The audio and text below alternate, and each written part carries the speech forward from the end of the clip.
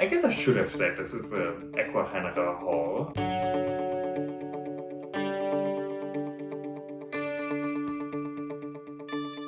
Hi everyone and welcome back to my channel. I have not uploaded in a long time, which I guess it's a lie. I just uploaded the video about moving to the US, but that had been sitting around for like half a year. I moved to the San Francisco Bay Area at the end of July 2025. And so it's been a while. It's mid-February 2026 now. It's been, I guess, roughly half a year. I've been observing the weather and mainly the winter to see, what the climate really is like. Actually, it's raining now. It's really cold compared to what it was. Like, we've had a week with 20 degrees Celsius, which I still don't do freedom units fluently. I think it's low 70s in Fahrenheit. I don't know. Just drag me in the comments. It's just, I can do feet. I can do inches. I can do kinda miles. But Fahrenheit, no. But it does not work. So I'm campaigning to change the official temperature of the United States to degrees Celsius. Anyone, leave a comment down below if you agree. But yeah, right now it's, I don't know, during the day maybe like 10, 11 degrees Celsius. It's maybe low 60s or high 50s. Again, these are all made up numbers to me, but it's cold. Especially nights are maybe a little colder than what I expected. I was told, it not only never rains in California, which I know now is a lie.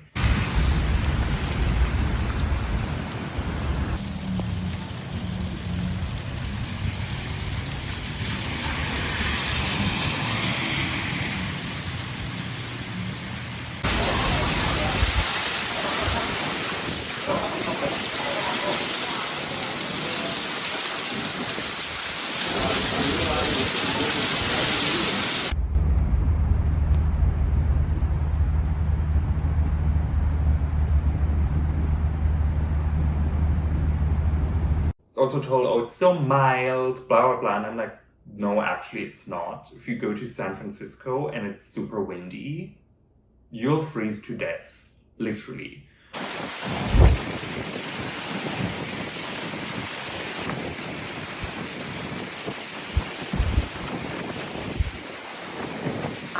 But anyways, I guess this is all just useless rambling that no one is interested in, but it's been a while.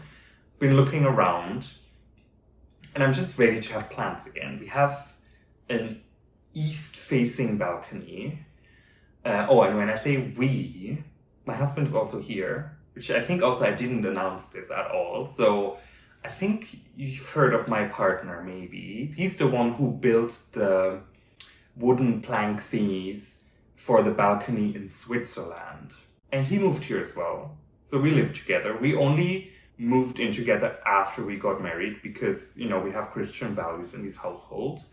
And so basically he's been really pushing for, like my husband, he's been really pushing for plants on the balcony, which I'm like, duh, of course. Like, if you have a balcony and there are no plants on it, by law you should be, like, this balcony should be taken away from you. You should not have a balcony without plants on it. That's just absurd, that's disgusting. What is the hummingbird going to eat? Shitty sugar water from your feeder? I hope not. Anyways, we're in a war with our neighbors, but that's fine. We're gonna have a much better balcony. That hummingbird is not gonna go to their shitty feeder at all. It's gonna come to our balcony and eat our nectar. It's fine, we're not territorial. It's fine. It's fine. Where was I going with this? So yeah, anyway, so he's been putting just useless plants like tomatoes and chilies and stuff like this. And I'm like, who needs that? Like, Trader Joe's exists, honestly. Let's put orchids there. So basically my mission was to find orchids that can stay outside the entire year. So I need something that really doesn't want it warm, because it's not warm here, ever. Even in summer, when everyone's crying it's hot, it's not. It's like 25 degrees Celsius, which, I don't know, is 75 Fahrenheit or something. That's not hot. Like, in Europe during summer, in the past few years, we've had like 40 degrees Celsius, which I think is like over 100 degrees Fahrenheit. That's hot. Here, this is just all child's play. Californians really have no idea what life is like, seriously. Anyway, so no plants that want it hot, but they also need to kind of go down in temperatures during winter to, I don't know, like 50 degrees Fahrenheit-ish. Which means all the plants I like are basically off the table. So that's no Cattleya rex or Dowiana. I feel like even Walkeriana probably it's a bit cold. Maybe there will be some purpuratas or tenebrosas. We'll see. Maybe I'll try them. But basically most Cattleyas, I feel like it's just a bit too cold in winter. I don't want to take them indoors. Honestly, like, living space comes at a premium here. We're 2 people. It's a tiny flat, which probably doesn't look like that on video. But, you know, things look larger on camera. Anyway, so they have to stay outside the entire year. So I was thinking, you know, what plants could work. So I thought maybe Laelia anceps. I feel like probably the Mexican Laelias are overall a nice option because it's not that far away on the map anyways. I feel like for European standards, it's literally a different country, but I don't know. In North America, it's just a quick drive.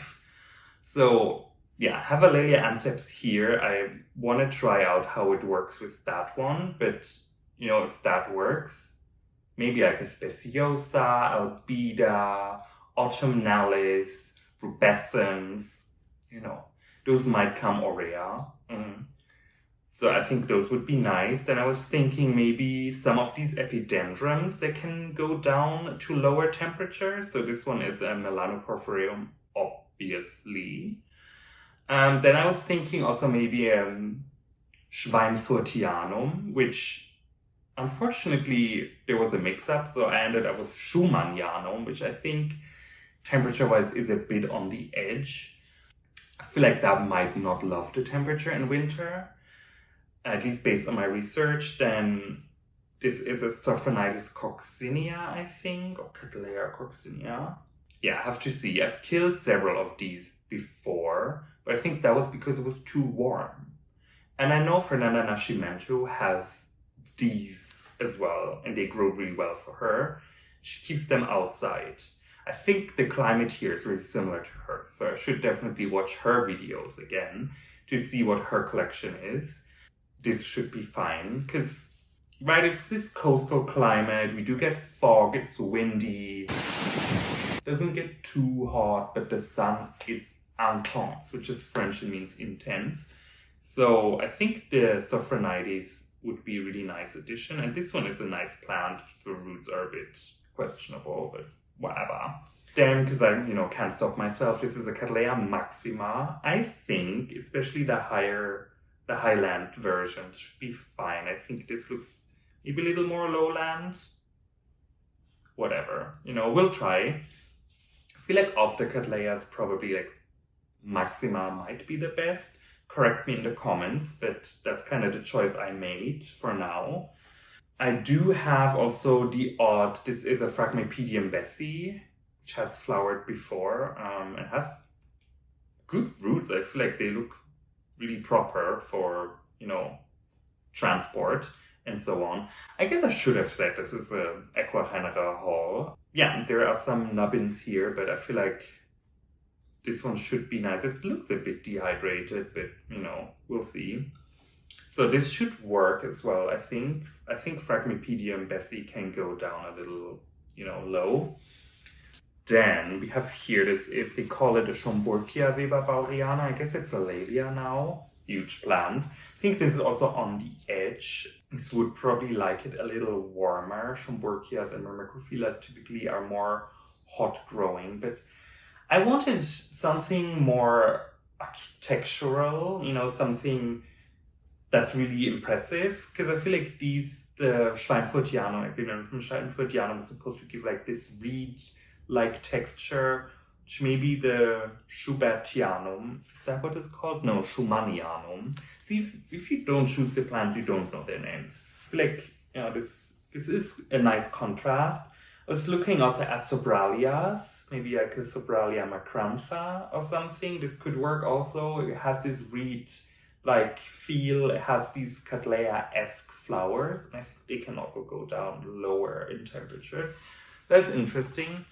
And then, you know, I think I already said it, so it's not going to be a surprise. We have a Laelia purpurata, a huge one here. This is what? Vinicolor and carnea, a hybrid of 2 color forms, has 2 growths coming. The roots are not immaculate. Oh, actually, there's a 3rd growth coming. Love that. It's a very plump plant. It hasn't flowered before, but maybe it will soon. You know? You know. And then last but not least, this is a Laelia tenebrosa. You can see the gorgeous pigmentation on the new growths that are coming. This has flowered before, and it has a sheath here. The roots are meh, but maybe we can make it keep the sheath. But anyway, so for today, I was thinking we can just, you know, pot up these plants. I ordered actually bark. So of course I grow in bark. 2 different sizes from Sunset Valley Orchids. Fred Clark, right? That's him. I think so. I have to catch up on Stephen Van Campen Lewis's videos. He's done videos with Fred Clark, and Fred Clark sold me these barks from Kind Brown. So that's awesome. Yeah, and honestly, if you have any more suggestions, this is, as I said, from Ecuagenera. They sent this from Ecuador. I know there's Ecuagenera USA and California, which I didn't order from because they didn't have all the plants I wanted, so sorry. But if you have other nurseries to go to, from what I've seen, I feel like plants are more expensive here than in Europe, but they also come larger. You know, everything's larger in the US. I'm used to buying very cheap young plants. So these were a bit, I'm like, oof, that's expensive. It's fine though. I have these ones here, clay pots, because we need weight. It's, as I said, it's super windy. And I don't want the plants to fly away. If I put them in plastic pots, it's just gonna whoop, gone. Bark, I'm probably recycling the moss that Ecuagenera used to ship the plants in. I was not able to find Synthic here. Do people here don't like Synthic? What's up with that? Do you just want to destroy bogs and quagmires and everything here? I guess so. I'm just gonna get started with this gorgeous Laelia anceps. I feel like I'm just gonna shove it into this pot here. You know the drill. We don't do tutorials here. I am probably gonna give it this bark, the slightly coarse grade. And I'm just gonna plunk it in. Has a lot of space in this pot. The roots look nice. There are several new growths coming. I feel like it's kind of the season for it to maybe flower, if at all. It's kind of now, right? So let's see. I have not seen any spikes in these new growths here. You know, there's also one coming here. I mean, if not, you know what? I don't need you to flower ever, actually. I just like the growth shape. And it looks really cool. So I like this. This is gonna work. We love it. Damn, this is the Epidendrum. They came in a lot of moss. And I feel like this one also doesn't have amazing roots. And you can see maybe, are these actually 2 plants? Or is this one cluster? No one knows. I used to have an Epidendrum melanoporphyreum before. I think in Germany. And then I moved. And I think then it died in Switzerland. I think it was a bit of a hot summer. she didn't really appreciate.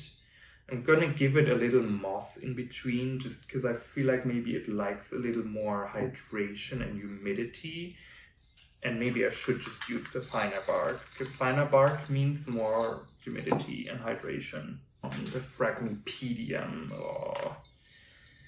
I wish we had also here different pots. I found these ones here, they're a little more shallow. They don't have these in small though. So, you know, can't have everything. So I just uploaded the other video, I think yesterday. I've already gotten so many comments.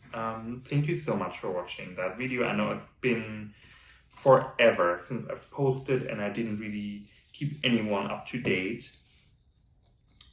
I don't know, if you've ever moved from one continent to another, you know it's not always super easy. A lot is going on, right? You're moving into a completely new system, and even though, I mean, I guess if you grew up in the West, you kind of know US culture and US things. It's still, right, the system is different, the finance, how it works is different. Also a bit of a different time overall in the world right now. So yeah, there were lots of, you know, stressful moments. Getting the visa was, you know, a bit difficult. That took a lot longer than expected. I was supposed to start much earlier. I was kind of semi-stuck in Europe for a bit there. Just waiting for the visa and everything to come. The process was intense. We had to go to the embassy in Switzerland. They make you give like a full interview. You get like a super intense background check as well. And then still, same as with shipping plans, when you arrive at the border, it's up to them basically to let you in the country or not.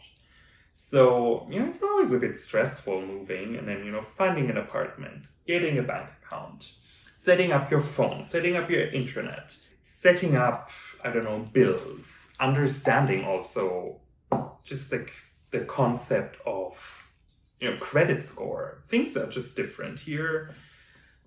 You have to get your social security number, blah, blah, blah, blah. So that took quite a bit of time and also quite a bit of energy, to be honest.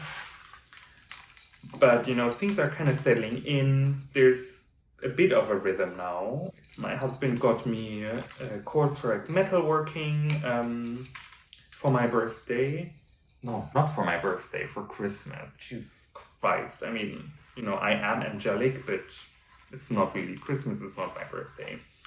So that's nice. I can meet local Californians and just be exposed to the culture. We do go swimming once a week as well. And definitely something we really notice and we really appreciate is how diverse everything is here, right? I feel like in Switzerland and Germany, especially, you don't really see that many non-white people, right? Like, yes, there are people from other countries, but I feel like here definitely you have so many people from various Asian countries. You have a very strong Latin influence here, so that's so cool. Really love just getting to meet all of these people, hear what they have to say, and they have to say a lot. Oh my god, honestly, Californians, whew, so much talking. Sometimes, especially in the beginning, that was a bit much. You just go grocery shopping and people just, first of all, are confused when you're able to pack your own groceries, which I'm like, Gorge, have you been to Aldi in Germany? Clearly not. Right, they're already impressed and then they're like, oh my god, I like French. And I'm like, no, literally not. And they're like, oh god, I like a Polish accent, like a accent. And so then they just ask you random things and be like, why are you talking to us? Like, do we know you? Turns out we didn't. But yeah, they just literally have not only no filters, but they just talk about everything. So anyways, that's annoying. I'm just gonna squeeze you in here. You know what, you're just gonna have to be squeezed in here.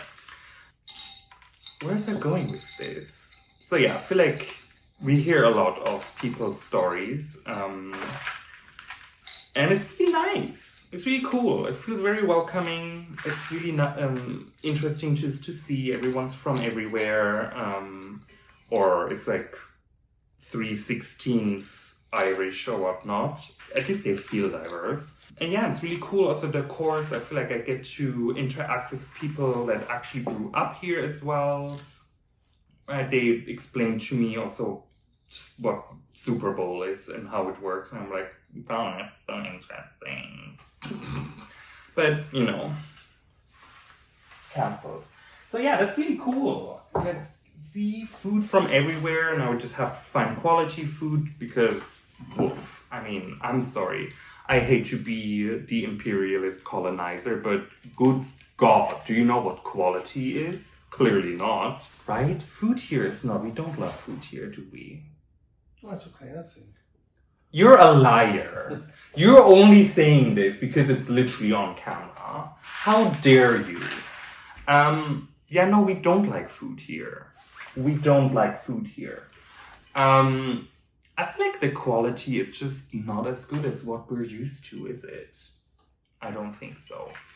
So, yeah, if you have any tips in the San Francisco Bay Area for food, dining, anything, leave them in the comments, honestly, because we're just two Europeans that are, I don't know, I don't want to sound so harsh and disgusting, but we're just maybe used to nicer food, or just like if you go to a restaurant, it's kind of an exciting thing, but I don't know, dining here is very casual, and I feel like as soon as like finish eating, you put your fork on the table and immediately they throw the bill at you. Like literally you're like, bill.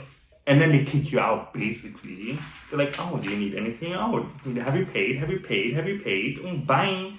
So I'm like, that's a bit of a different culture, I guess. But yeah, otherwise I feel like it's really nice. A friend of mine, actually, I think you know her maybe even from this channel. So what kind of orchids are you interested in getting today? Well, what kind of orchids do I grow? Phalaenopsis. It's literally a phalaenopsis.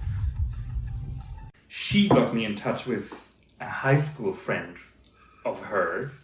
And so we already have like, you know, a bit of a social circle. So, you know what? I'm really glad we did move because it's been really nice. I had really enjoyed Switzerland. I really liked my life there, and I really liked being also part of the Orchid Society there. Yeah, it was really difficult to move, to be honest. It was very easy for me to move from Germany because I was just so over it. The city I was at was not great. It was kind of a dark place. PhD, it's, you know. But I feel like then moving to Switzerland, I was like, wow, you know, I'm finally working, finally earning money. Like 29, I moved to Switzerland. I'm like, wow. But yeah, so then it was really nice to settle down there, establish everything there. And now this is a new chapter. And yeah, I definitely know that the orchid life in the US is much more vibrant than in Switzerland. I feel like Germany is better than Switzerland there. Sorry, Switzerland, but you know, it's a small country. Which doesn't mean people there are not really good growers, but I feel like there are just more growers in the US, and I feel like, especially California, that there is also a show, the Obscura Pacific Orchid Show, next weekend or the weekend after. Anyway, so my husband got us tickets to go there, so we're also going there. And yeah, so, you know, everything's potted up. So we're ready to go, you know, collection 2.0. Klappe die erste.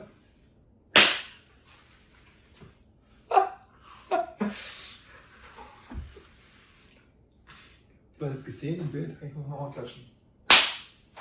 Okay.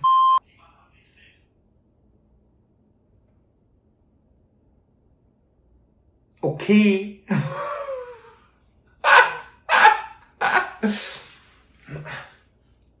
Mist, was habe ich jetzt gesagt?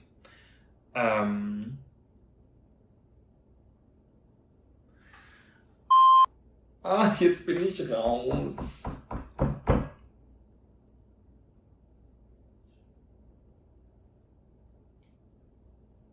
Was habe ich gesagt? Bla bla bla. Ich hoffe, ich habe jetzt nicht zu viele problematische politische Sachen gesagt. Ja, glaube ich nicht. Ich habe alles gehört.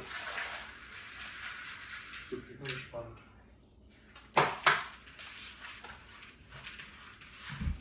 Wie viel die jetzt Aufnahme sind? Ich hab's nicht gecheckt. Ey. Steht immer 29 Minuten, 59 Sekunden. Ich habe jetzt immer nach ein paar Minuten offensichtlich aufgehört. Ach, ja, nervig.